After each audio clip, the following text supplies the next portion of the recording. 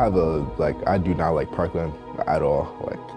Honestly, I was ready to go after the Liberty game, to be honest. We could have played that Saturday morning, to be honest. We were tested a lot with the Bucks and definitely Erasmus Hall. Wait, it was the Central Bucks West and Erasmus Hall. Parkland didn't play those type of guys, so I was like, we're good, we're fine. No, we're gonna win for sure. So honestly, going into the Parkland game, I feel like a majority of the team was honestly angry. There was this narrative that we had to play Parkland and that they were going to bring it to us and we had to kind of play defense and do whatever. And I texted in our group chat that Saturday morning, I was like, I'm sick of this narrative. I think that they have to play us. I don't think they've played a team like us. And we went out there and from the first snap, from the first drive, I was like, this is different. There's no shot we don't lose this game. And we kind of went in with that mentality the whole week that this means too much to us to lose this game. It means too much to the community to lose this game. And that's kind of the mentality we went into the game with. No, yeah, the preparation for the district final game against Parkland was definitely a lot. We knew going into this game that it was going to be a dogfight. We knew that they wanted to run the ball. We were a very heavy run team, and we knew that it was just going to be smash-mouth football, and so we knew that we just had to do our assignments. Each one of us had to do our assignments and just execute it. Playing against Parkland in that district championship was for the most part just be us, because we knew matched up wise we were the better team. So a little bit more went into it, but it wasn't like earlier in the year we weren't preparing as best as we could for those games. So it was just be us, because we were 13-0 or 12-0 going into that game. So we knew we were undefeated, so were they, but we knew we were the better team. So being able to just go out, play our football and our brand, we knew we could come out on top then. There's this stigmatism around Parkland, that they're untouchable and they're the greatest thing ever, and it's, you get tired of it. They're a great school and they're great in a lot of sports, but we were great too. So it was we just got so tired of every day, we didn't read the papers, but we saw what people said.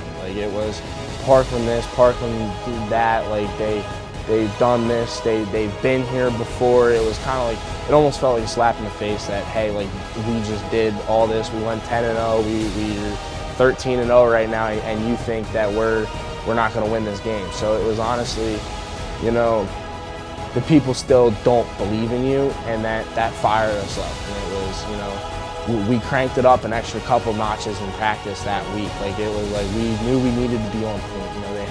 They had great athletes everywhere, but we would take our 11 guys over their 11 guys any day of the week. So just reading the headlines, it was just more okay, you think this, you think that, okay, we're gonna go show you that it doesn't matter what you say. Friday night, it's gonna be a different story, and it ultimately was. With a history dating back to 1984, District 11 has never had two unbeaten teams play for the highest classifications championship game. That changes here tonight. Number 2 Parkland, the winner of the Lehigh County Division, perfect 12-0 on the year. They are your defending champs. 1 seed Easton, the winners of the Northampton County Division, also a perfect 12-0. It is Parkland, it is Easton. This is the District 11 6A championship game. So going into the district final against Parkland, it's kind of the game that everybody talked about all year, about wanting to see and wanting to happen. 2 undefeated teams in the biggest classification have never met in the district final before. This would have been the first year. I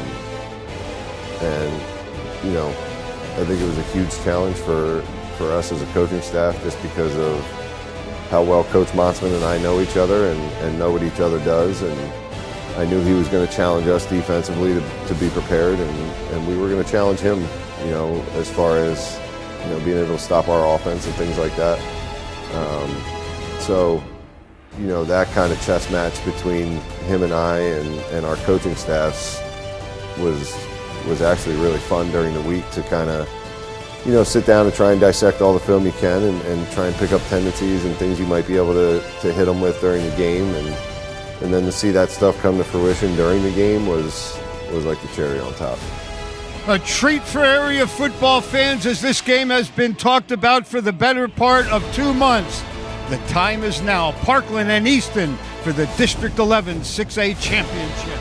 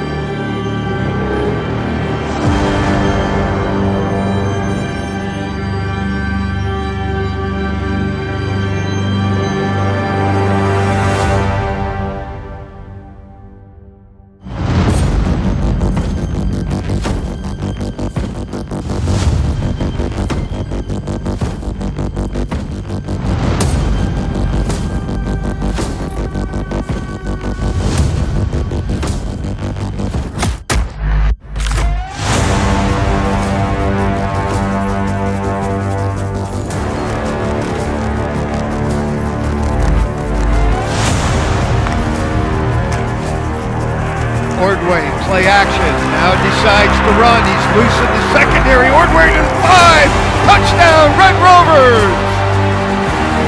Well, this is what he does best.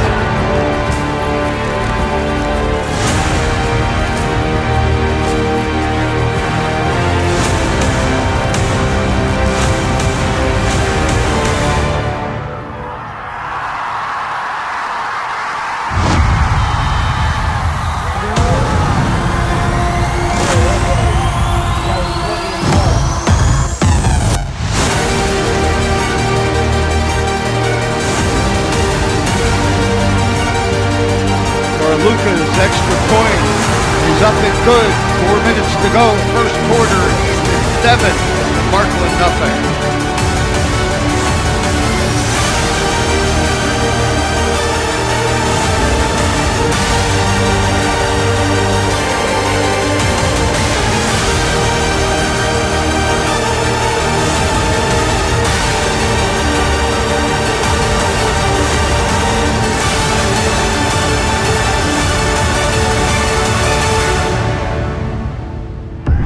Everybody now in position. 3 players to this near side. Cohen under duress, and down he goes. This Macon again, Algie Macon.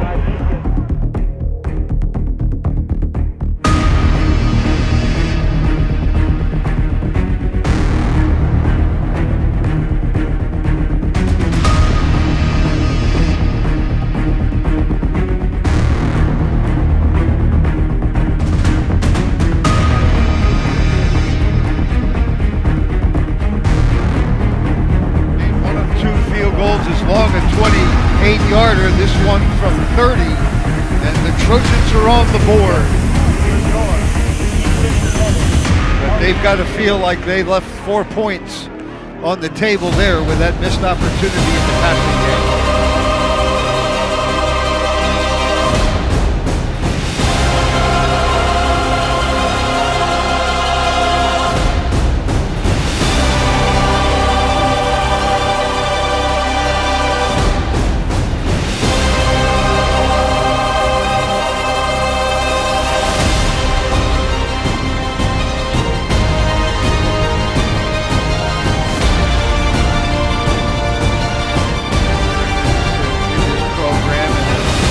This guy right here is a cousin to the elders, and he's not treating the Trojans well here to the 5. Touchdown, Trevon Tyler. Well, this is what he brings to the program. That's that blazing speed.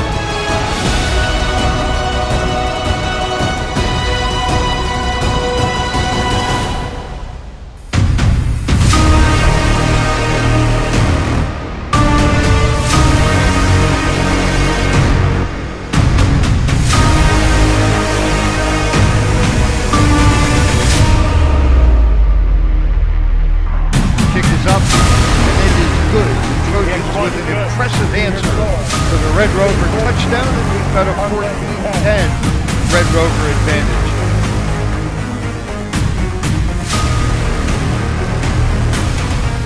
Valuable play. Kick to the 5-yard line this time, and running room, and guess who is loose once again? Here goes Tyler. They're not going to catch Trevon Tyler to the 5. Touchdown, Red Rovers. He explodes after that first move. He gets the ball. He's running up the field. He's got it right here. You can see it right here. Now watch. He's got one guy he's got to beat. He's going to go right by that guy right there. That's it. That's the one. Now to the outside. Play the angle. Now back to the inside. Play the angle again. He does such a great job of moving laterally. That gives him such an advantage in those kickoff returns.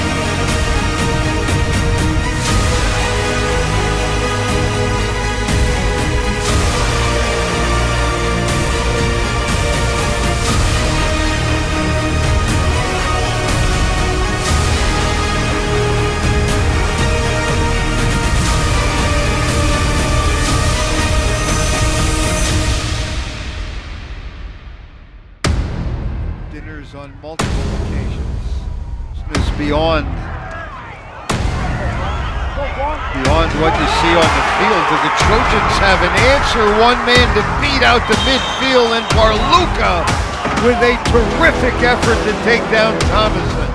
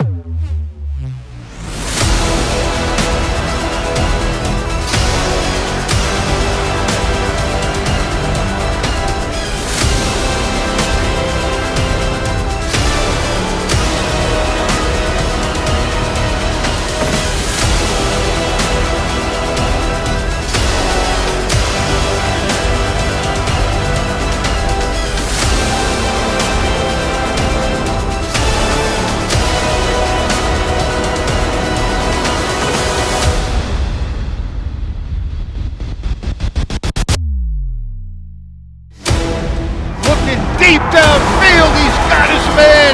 It's Skylar Fowler. Parkland had a very good, some things went their way in the second quarter.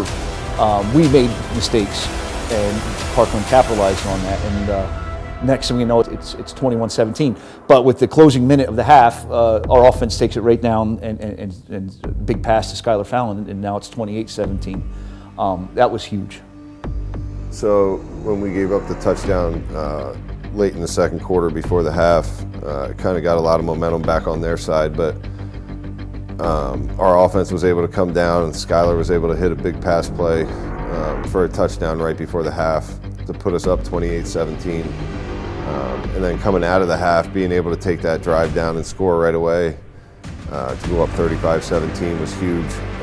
And then from there, I think the mindset for us was put it in our offensive line's hands and let them do what they've done the entire year. And that's move people around, create holes, and get first downs for us, and kind of eliminate their offense from the equation. And you know, our offensive linemen were able to do that a lot this year and eliminate other people's offenses just by how they can control the ground game and control the clock for us during the game.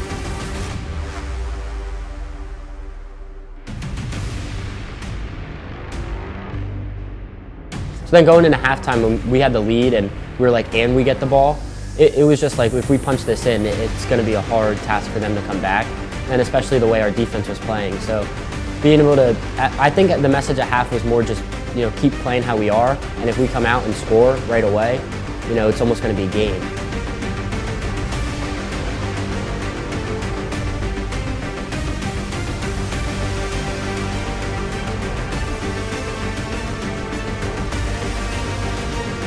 The offense really with an opportunity to put a whole lot of pressure on that other sidelines.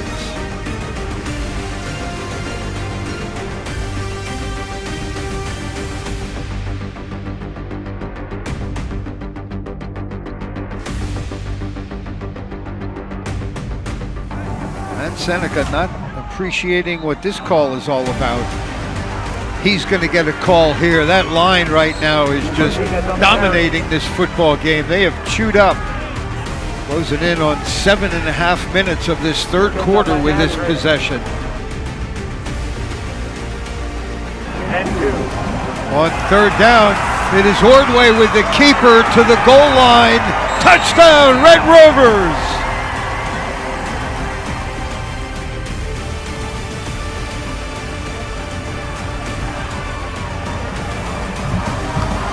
Third down and 2.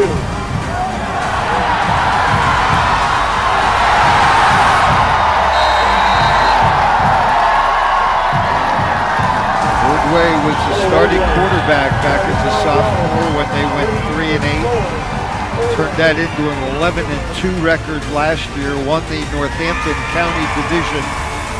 Got upset in the semifinals of the District 11 tournament. Went on to beat arch rival Phillipsburg. 11-2 the final record. And perhaps closing in on win number 13 this year. To be honest, I feel like they just weren't ready, to be honest. I'm not gonna lie. I feel like in my opinion, it's like the way you get points really matters. Like if you're really struggling to put a drive together and you're just barely getting points, it's like, all right, like in the third, fourth quarter, you're not gonna be able to do that again. You know what I'm trying to say? I don't think they were ready. And definitely in the second half, like they were just like, oh, like these guys are definitely way better than like we actually imagined, in my opinion. So I feel like once like you can like kind of see it on their faces, like, oh, like I really don't want to be here. Like it's cold. Like I want to go home. Like yeah, just keep going no matter what. Just try to go for highlights at that point, to be honest. A lot of different ways tempo works for you. Easton really used that tempo to take that time off the clock. I mean, you cut that quarter and a half. This is Parkland's first possession here. To make this game with 1.5 quarters left, that drive was huge.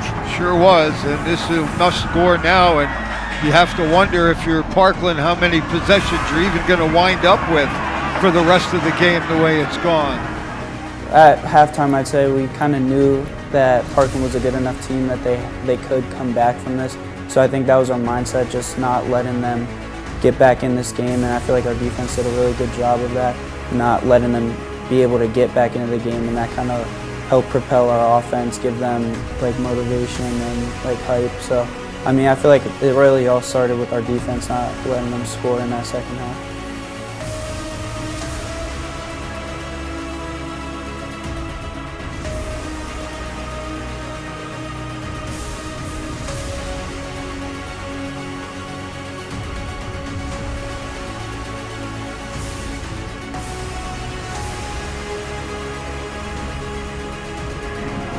Get the ball to the 40-yard line, and they're not going to have any chance as Cohen is buried on the play.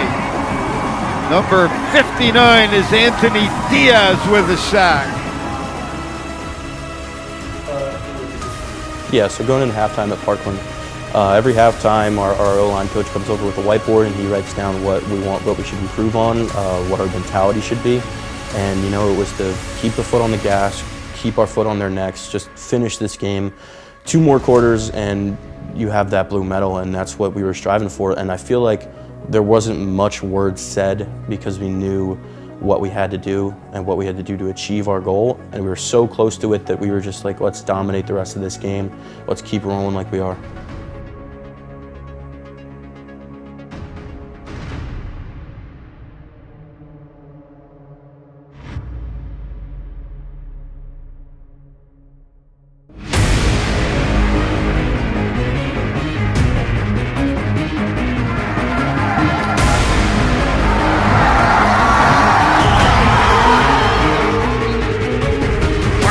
To the 5, the Red Rovers have busted this one wide open.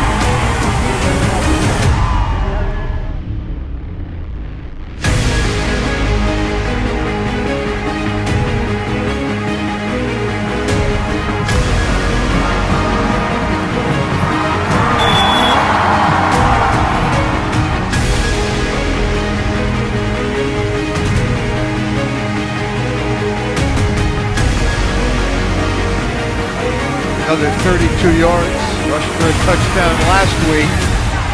Extra point is up and good. Easton 41, Parkland 17, making 42-17.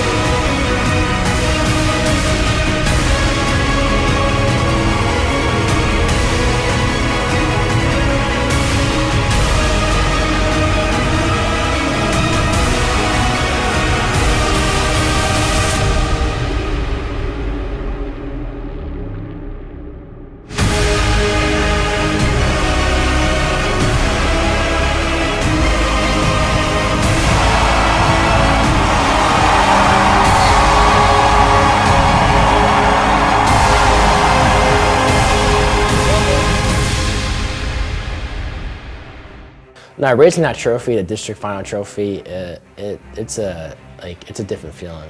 It means a lot. It made me feel like that all my hard work and all of our hard work paid off in the off season, in the winter, during the season.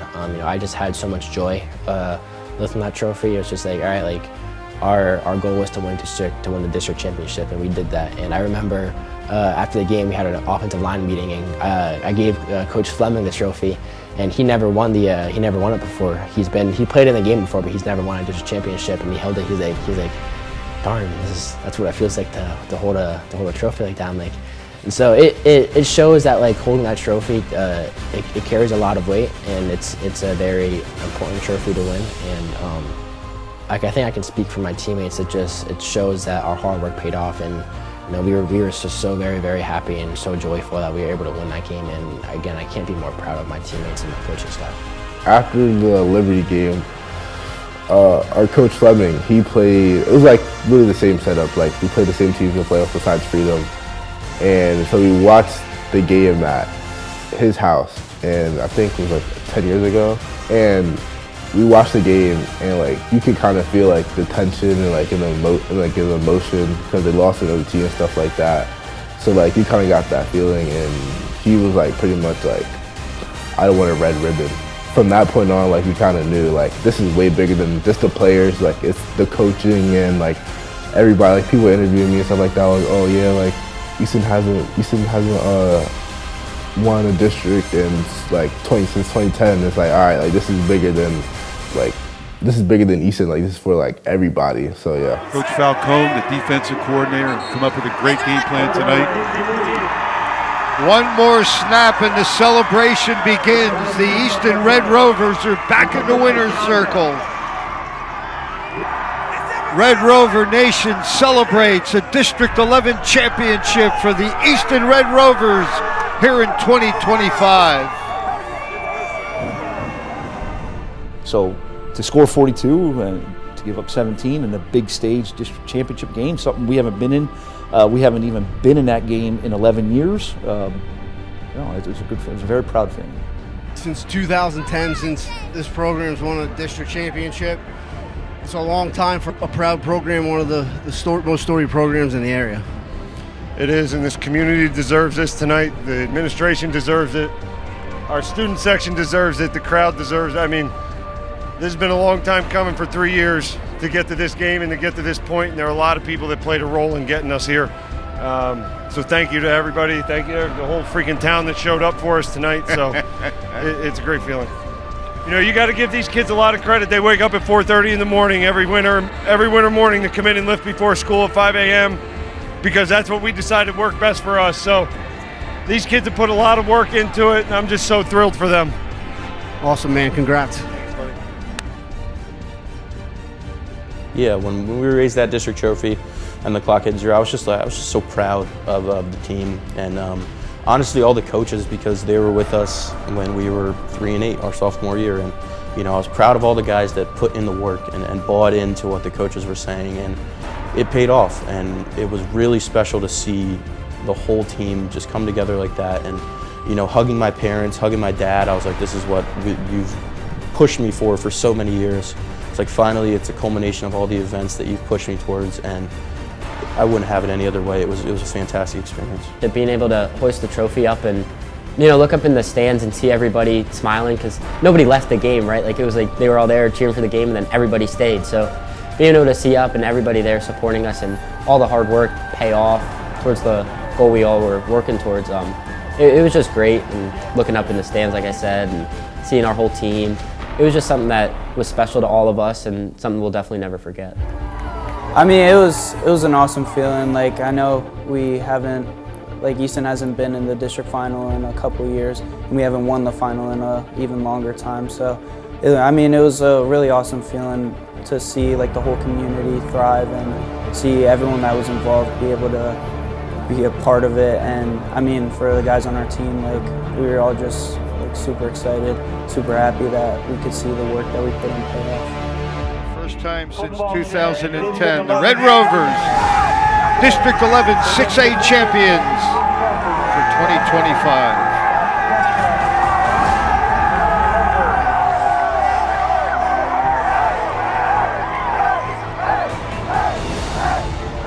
it was a very full circle moment for me from like what my story was. Like it was like I didn't really play my sophomore year, you know, I couldn't find the field my junior year. So it was just awesome to like, you know, be a starter and take my team somewhere that we haven't been in a really long time. And I couldn't thank all my brothers enough for helping me, because it's not like a one-man effort. It's everybody. It's, you know, I need those 10 other guys to show up every day and put hard, solid work in. I needed them to work in the weight room just like they needed me to. So it was honestly, you know, to see the district trophy come back to Easton after it was away for so long, and to know that like I did this with the kids I grew up playing middle school ball with was just, it was an unreal feeling, because, you know, we were all together, and it was things we said in 7th grade, like as kids on the middle school B team, like right after COVID, like we're wearing masks like to play, and like, yeah, we're gonna go win a district championship, and then we were gonna do this, that, and it was awesome to see like all the things we said when we were younger, you know, just come to fruition, and, you know, to win a district championship the way we did, like the way we wanted to. And it was just a great feeling to, you know, see like all the kids and all their different stories, and, you know, all come together. And then we went and we won a district championship, and that's all we ever talked about. So it was just an amazing feeling to have.